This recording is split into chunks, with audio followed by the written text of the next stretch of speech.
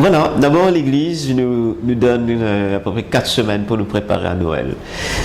Et si l'Église nous donne ces 4 semaines, c'est parce que pour l'Église, la fête de Noël est une fête capitale, importante, essentielle.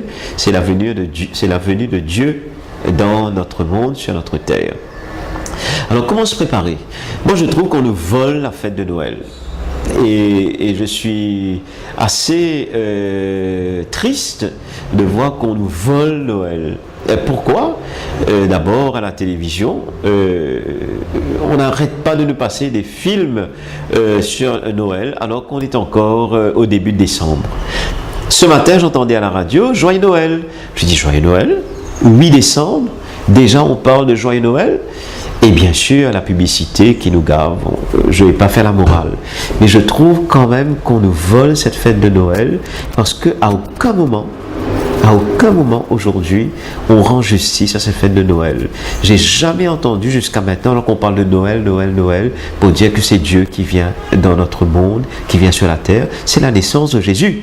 Donc, je crois que pour s'y préparer, d'abord il ne faut pas se laisser gagner par cette ambiance de Noël qui est magnifique, qui est fantastique. On sent que c'est l'été, c'est les vacances, il y a les magasins, il y a les cadeaux, on se prépare, tout le monde repeint la maison, etc. Mais en même temps, je crois que l'essentiel, c'est quoi? C'est préparer, bien sûr, sa vie, c'est préparer son cœur, c'est prendre du temps pour la prière. Jésus nous dit dans l'évangile, prier et veiller. C'est-à-dire qu'il faut arriver à vraiment, pour avoir ce cœur ouvert, pour accueillir Jésus qui vient, il faut passer par la prière. Mais quand même, je vois beaucoup de personnes qui viennent, je suis au Montmartre le matin, beaucoup de personnes qui viennent pour l'adoration, des gens qui passent le matin avant d'aller travailler, des gens qui au cours de la journée passe un moment devant le Saint-Sacrement.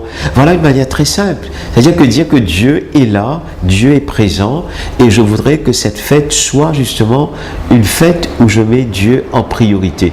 Donc une manière de se préparer, la première manière, c'est par la prière. Une deuxième manière, c'est, je crois aussi, de se dire comment est-ce que je peux faire de la place à Dieu dans mon cœur, dans ma vie.